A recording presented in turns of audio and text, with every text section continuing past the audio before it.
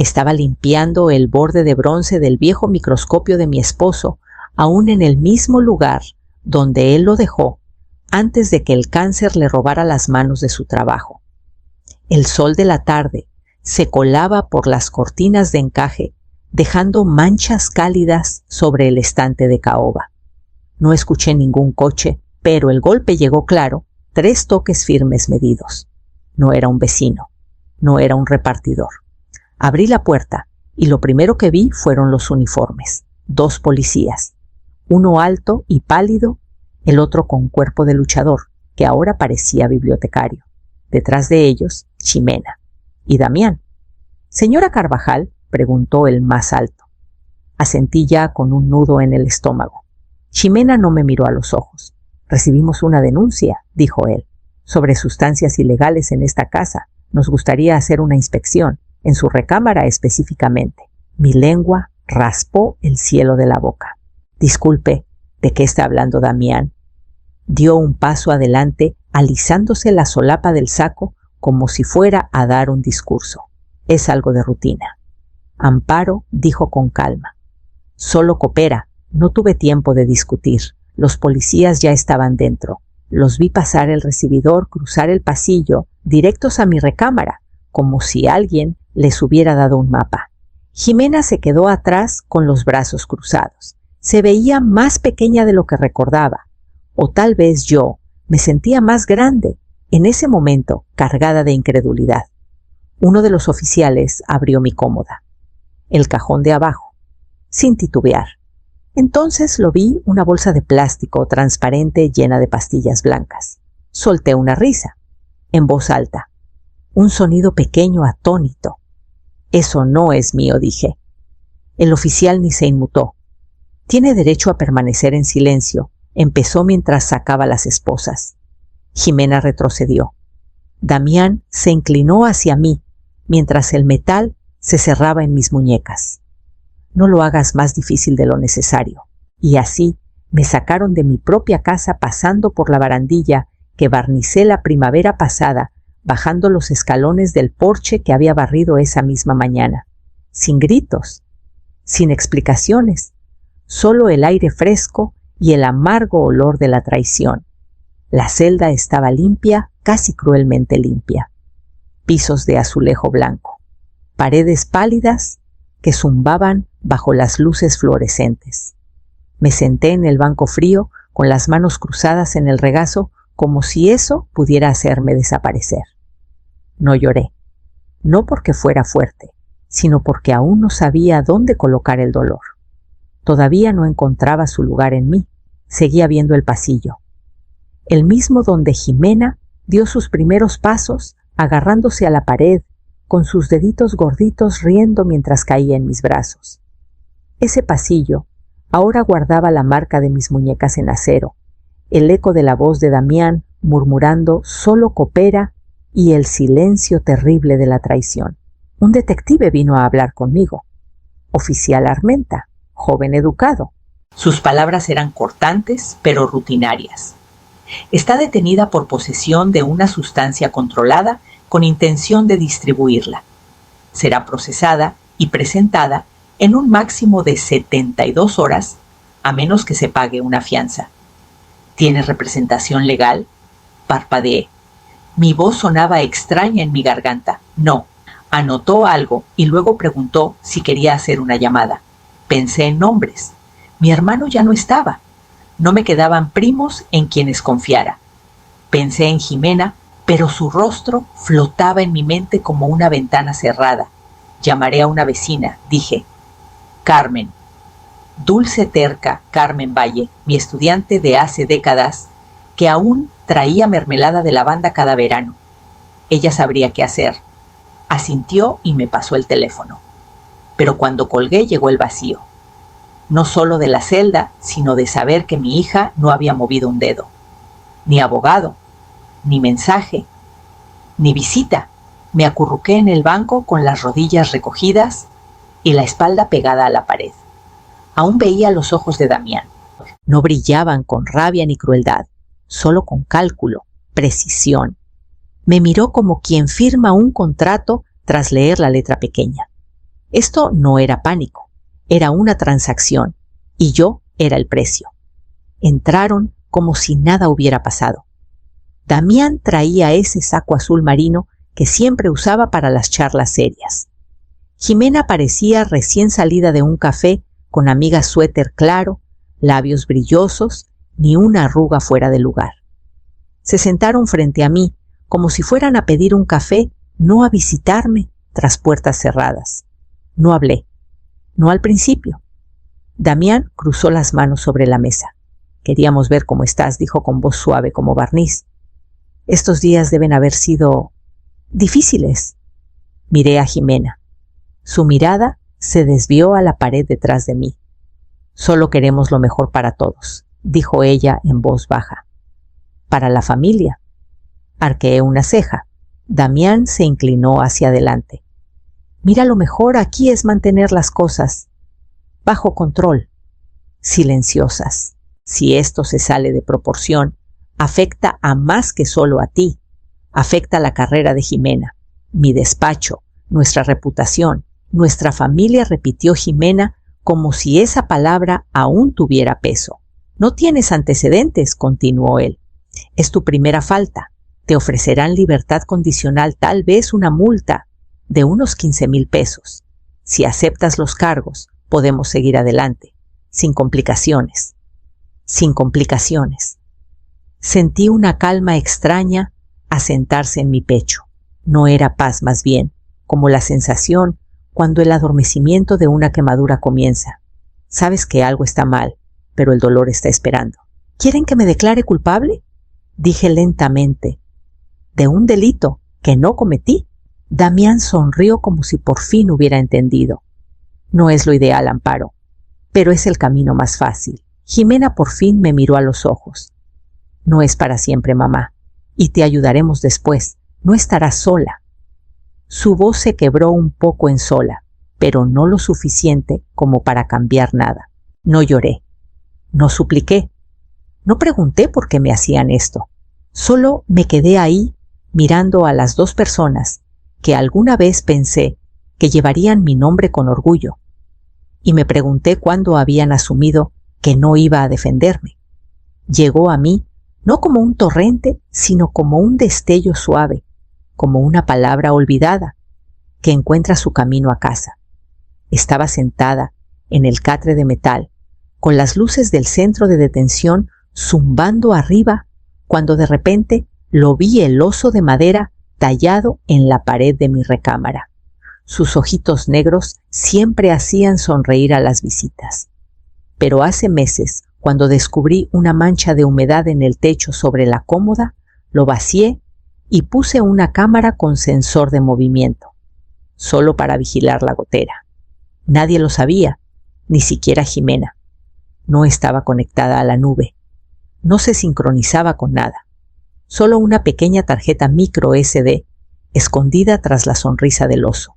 Memoria local, fácil de pasar por alto. Y apuntando directamente a la cómoda, donde encontraron la bolsa.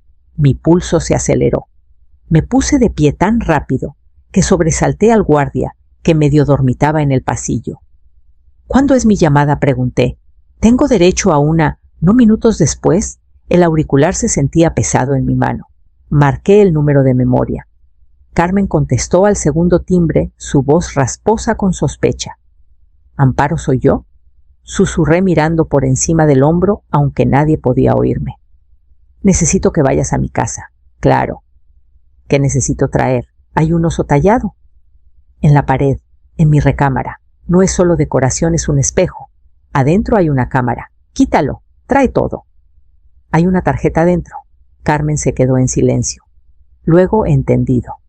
Y a Pancho, si no se lo han llevado, por favor, llévalo a tu casa. No preguntó por qué. No dijo nada sobre los rumores que seguro ya había escuchado. Salgo ahora, dijo. Colgué y me senté despacio. Si el oso había grabado algo, si esa lente captó lo que mis ojos no vieron entonces, tal vez no estaba tan sola en esto. Y de repente sentí el primer destello de algo que no había sentido desde el pasillo. No era esperanza. Todavía no, pero sí dirección. Entró con un expediente más grueso que sus muñecas y un traje que no le quedaba del todo bien. Joven, tal vez de unos 30, rostro aún suave en la mandíbula, pero sus ojos cargaban peso. ¿Amparo Carvajal?, preguntó colocando el expediente en la mesa entre nosotros. Asentí. Leonel Miramontes, asignado por el juzgado. Sé que eso no inspira confianza, pero te sugiero que dejes que el expediente hable primero. Se sentó, abrió la carpeta y sacó varios paquetes grapados. El informe de arresto es un desastre, dijo sin rodeos. Denuncia anónima.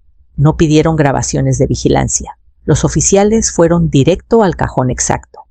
Sin orden judicial, alegaron consentimiento. Los dejé entrar, dije en voz baja. Leonel ladeó la cabeza. ¿Por qué pensaste que ayudabas a alguien? Pensé que era por mi yerno. No insistió. Solo pasó a otra página y siguió hablando. Bolsa de pastillas, sellada, limpia, sin huellas reportadas. Declaraciones de tu hija y su esposo prácticamente ensayadas, sin testigos independientes. Me miró a los ojos. No les creo ni una palabra. Por primera vez en días mi respiración no dolió. «Podría tener una grabación», dije. Sus cejas se alzaron. «Hay un espejo, en mi recámara, con forma de oso tallado. Adentro tiene una cámara oculta, apunta a la cómoda». Leonel se inclinó hacia adelante con las manos cruzadas. «¿Alguien más lo sabe? Solo la persona a la que llamé. ¿Alguien en quien confíes?» Asentí. Se puso de pie. «Entonces esperemos que aparezca». Y apareció. 3 horas después, Carmen entró al juzgado como si llevara un guisado. El espejo apretado contra su pecho. Pancho trotando a su lado, con el hocico gris levantado la cola, moviéndose como si acabara de encontrar el sol otra vez. Observé desde la ventana de la sala de visitas, mientras Leonel la recibía en el control de seguridad. Ella le entregó el oso. Él lo giró en sus manos, encontró el pestillo con facilidad y sacó la tarjeta. Carmen dijo algo, no lo escuché, pero él sonrió y asintió antes de guardar la tarjeta en una bolsa y caminar rápido hacia la salida. Nunca miró atrás. Yo sí. Miré hasta que ambos desaparecieron mi perro y mi última hebra, de verdad, llevados en los brazos de alguien que por fin me creía. Leonel regresó justo después de las 9, con ojeras marcadas y una laptop bajo el brazo. No habló hasta que ambos estuvimos sentados, y aún entonces su voz fue baja. Cuidada, como si supiera lo que esto haría. Revisé la grabación. Asentí una vez. Mis palmas ya sudaban. Abrió la pantalla, la inclinó hacia mí y abrió una carpeta etiquetada solo con la fecha de mi arresto. Luego presionó reproducir. Ahí estaba mi recámara, quieta, familiar, un destello de luz de la tarde cruzando la cama. Y luego, Damián. Entró solo, sudadera con cierre celular en una mano. Se detuvo en la puerta como escuchando. Luego cruzó a la cómoda con la seguridad de quien coloca algo que tiene todo el derecho de esconder. Sacó una bolsa pequeña y transparente de su bolsillo. Mi estómago dio un vuelco, pero seguí mirando. Abrió el cajón de abajo, metió la bolsa, ajustó una bufanda para cubrirla a medias, luego cerró el cajón con la precisión que solo había visto cuando firmaba contratos legales. Sin prisas, sin nervios, solo conclusión. Marca de tiempo un día antes del golpe en la puerta. Leonel pausó. Por un momento no pude respirar, no por miedo, sino por la extraña y dura torsión en mi pecho que se sentía demasiado cerca de la libertad. ¿Estás bien?, preguntó con suavidad. Asentí otra vez. Volvió la laptop hacia él, cerrándola despacio. Tenemos lo que necesitamos. Ya presenté una moción y programé una conferencia previa al juicio. Es informal solo para aclarar la narrativa, digamos. Y ellos vendrán ambos. Jimena confirmó a través de su abogado. Damián no dudó. Claro que no. Leonel se puso de pie, guardó la laptop en su maletín. Presentaremos la grabación en la sala, en actas. sin más murmullos, sin más fingimientos. Bajé la vista a mis manos. Ya no temblaban.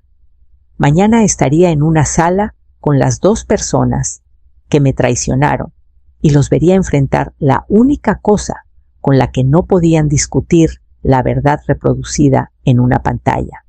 La sala de conferencias era beige, de esa manera burocrática, demasiado limpia, demasiado silenciosa, como si hasta las paredes estuvieran entrenadas para ser neutrales.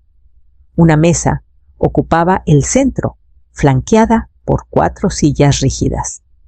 Leonel y yo llegamos primero. Abrió su laptop con dedos cuidadosos, puso la pantalla hacia adelante y ajustó el volumen. Luego esperamos. La puerta se abrió con un clic suave. Jimena entró primero.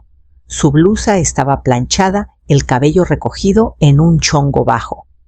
Se veía más pequeña de lo que recordaba, no en cuerpo, sino en presencia. No me miró.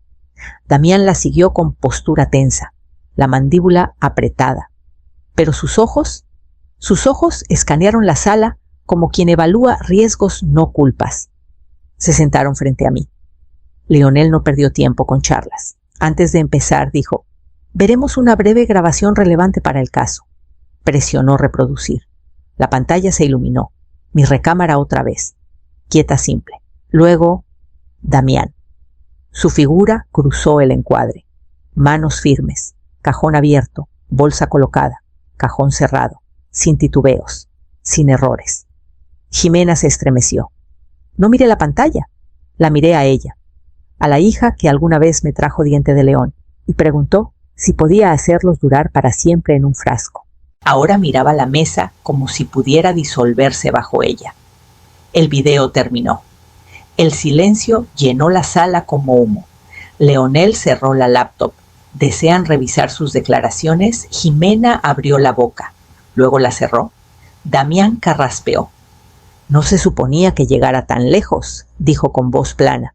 Ni siquiera se suponía que la arrestaran. Era un farol. Leonel no reaccionó. Solo anotó algo en su libreta. No sabía que realmente, añadió Damián, pero Leonel lo cortó con una mirada. Jimena por fin me miró. Sus ojos estaban vidriosos, pero no llorosos. Pensé que solo aceptarías el trato, susurró. Pensé que se desvanecería. No hablé, porque por una vez no necesitaba defenderme. El video ya había hecho lo que las palabras nunca pudieron. Me dejaron salir la mañana siguiente, sin anuncios, sin disculpas. Solo una firma, una reja abriéndose y el peso del aire que no había sentido en días. Leonel me encontró en la acera, con un asentimiento silencioso y mi chamarra doblada cuidadosamente sobre su brazo. Los cargos fueron retirados, dijo. Oficialmente. El video lo cambió todo. Le agradecí, pero no se sentía suficiente. No por lo que había restaurado. Damián me dijo, ya estaba siendo procesado 2 cargos graves por manipulación de evidencia y denuncia falsa. Jimena no fue acusada, pero su silencio quedó registrado. Me mudé con Carmen esa tarde. Su cuarto de huéspedes olía ligeramente a lavanda y libros, y Pancho se acurrucó a mis pies como si no hubiera pasado el tiempo. Por primera vez en días dormí. Una semana después, Leonel tocó de nuevo, esta vez con una carpeta de piel en la mano. De la albacea de tu difunto esposo, dijo. Lo encontraron durante la revisión de activos cuando el arresto entró al sistema. Fruncí el ceño. Pero ya manejé el testamento hace años. Leonel asintió. Esto no es el testamento. Me lo entregó y esperó. Lo abrí despacio. Adentro un documento firmado, atestiguado y archivado, fechado 5 años antes de que Jimena y Damián se casaran. Un fideicomiso irrevocable a mi nombre.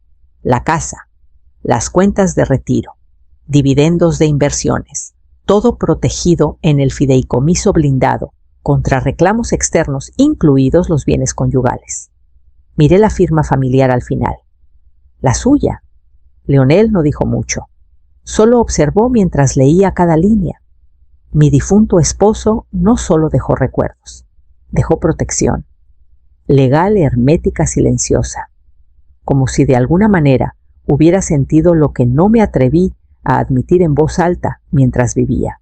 Lo sabía, que tal vez un día estaría sola en mi propia casa, que tal vez la lealtad no se hereda como la gente quiere creer, y tal vez, solo tal vez, había creado este fideicomiso no solo por seguridad, sino para una mujer que un día necesitaría recordar cómo se siente ser creída. No fui al juzgado. Mientras Damián estaba frente a un juez con la espalda recta y la boca ensayada, yo até la correa de Pancho y caminé por el parque. El mismo sendero donde empujaba la carriola de Jimena cuando sus puños eran pequeños y su risa aún sin forma. Las hojas susurraban como si supieran. Los bancos estaban vacíos. Pancho caminaba a mi lado más lento, ahora pero firme. No necesitaba escuchar a Damián hablar. No necesitaba ver su rostro mientras le daban la sentencia 4 años por posesión con intención de distribuir denuncia falsa conspiración. Tomó un acuerdo. Le ahorró más tiempo, pero no las consecuencias. Jimena tampoco se salvó. Obstrucción, libertad condicional, sin cárcel, sin disculpas. Nunca llamó, nunca escribió. Al principio pensé que sentiría algo afilado, enojo, dolor, hasta vergüenza. Pero cuando leí los documentos del juzgado impresos y firmados, solo sentí la certeza tranquila de la distancia. Algunas personas no están destinadas a volver. En casa guardé los papeles en un cajón junto al sobre desvaído de los documentos del fideicomiso de mi esposo. Luego puse agua a hervir. Abrí el gabinete de té y tomé el de oolong, mi favorito, uno que Jimena nunca tocó. La tetera silbó suavemente y Pancho dio 2 vueltas antes de acomodarse cerca de la ventana. Afuera, las campanas de viento del vecino se mecían con la brisa. No ruidosas, solo lo suficiente. Serví el té, vi el vapor subir y me senté en el pedazo de sol en el piso de la cocina, algo que no había hecho en años. La casa ya no se sentía embrujada, ni por pasos que no eran míos, ni por acusaciones o el frío de la traición. Se sentía como espacio, espacio para respirar, para reconstruir, para recordar que la soledad no siempre es tristeza, a veces es un refugio. Y mientras tomaba el primer sorbo con los ojos cerrados, la palma alrededor de algo cálido y ganado, supe que lo que me habían robado no era confianza ni tiempo, era paz, y apenas comenzaba a recuperarla. La nieve se derritió para marzo, y para abril las lavandas comenzaron a florecer lentamente a lo largo de la cerca trasera. Las podé con cuidado, con guantes puestos, sombrero bajo, y Pancho observaba desde el porche como capataz jubilado, con las orejas moviéndose con cada canto de pájaro. Mis días volvieron a tener ritmo, lento, deliberado. Los martes y jueves daba clases a chicos del vecindario. Química, sobre todo estados de oxidación, enlaces iónicos, balanceo de ecuaciones. Trabajo tranquilo, horas suaves. El tipo de enseñanza que no necesitaba un aula, solo una mesa de cocina y una tetera. Florencia era mi favorita. 15 años, toda codos y preguntas agudas. Le gustaban los diagramas. Le gustaba preguntar por qué. Y cuando acertaba sonreía, como si hasta ella se sorprendiera. Tú haces que tenga sentido, me dijo una vez tímidamente apartando su trenza con dedos manchados de tinta. Tal vez eso es todo lo que intentamos, respondí, hacer que tenga sentido. Esa tarde, después de que Florencia se fue, encontré el sobre en el alféizar, sin remitente. La letra era inconfundible. Los bucles y ángulos de Jimena, tan familiares, que hicieron que algo se moviera en mi pecho. No lo abrí. Solo lo deslicé en el cajón superior del aparador junto a los papeles del juzgado, junto al pasado. Algunas cosas toman más tiempo para mirarlas que otras. Más tarde regué el tomillo y el romero. Limpié el hocico de Pancho cuando entró con tierra en la nariz. Doblé la servilleta de cocina como lo hacía mi esposo, con esquinas perfectas sin deshilacharse. Me preparé una taza de manzanilla y me senté cerca de la ventana. El jardín estaba en silencio. El mundo estaba en silencio. Y por una vez el silencio no pesaba. Todavía estoy aquí, dije no. A Pancho, no a la casa, ni siquiera a los fantasmas que intentaron aferrarse a las paredes. Solo al aire, solo a mí misma, y no iba a desvanecerme otra vez.